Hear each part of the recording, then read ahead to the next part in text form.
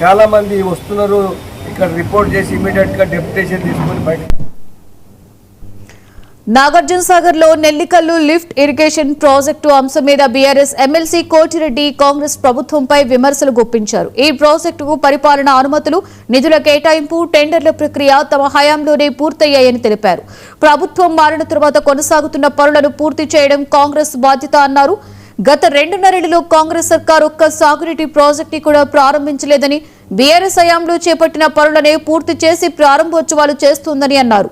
Nellikallu project credit పూర్తిగా మాజీ CM KCR కే చెందుతుందని కోటిరెడ్డి స్పష్టం చేశారు.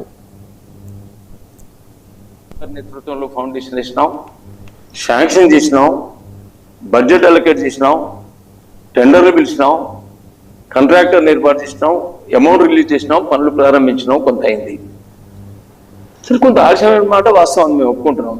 దానికి అనేకమైనటువంటి కారణాలు ఉన్నాయి. తర్వాత వచ్చేటువంటి ప్రభుత్వాలది ఆన్గోయింగ్ ప్రాజెక్టులను కొనసాగించేటువంటి బాధ్యత మాత్రమే మీది. మొదలుపెట్టినటువంటిది బీఆర్ఎస్ ప్రభుత్వం, కేసీఆర్ గారు. దీన్ని ఆయకట్టు రైతాంగం గుర్తించాల్సినటువంటి అవసరం ఉంది. ఆయకట్టు రైతాంగాన్ని తప్పుదోవ పట్టించేటువంటి ప్రెస్ మీట్ నిన్న పెట్టినారు. They knows very well. గిరిజన రైతాంగానికి తెలుగు తక్కువలేం కాదు. ఎవరు వచ్చి మొదలు పెట్టినారు, ఎవరు వచ్చి మొదలు పెట్టిన తర్వాత ఈ నెల్లికల్ లిఫ్ట్ అనేటువంటిది వచ్చింది.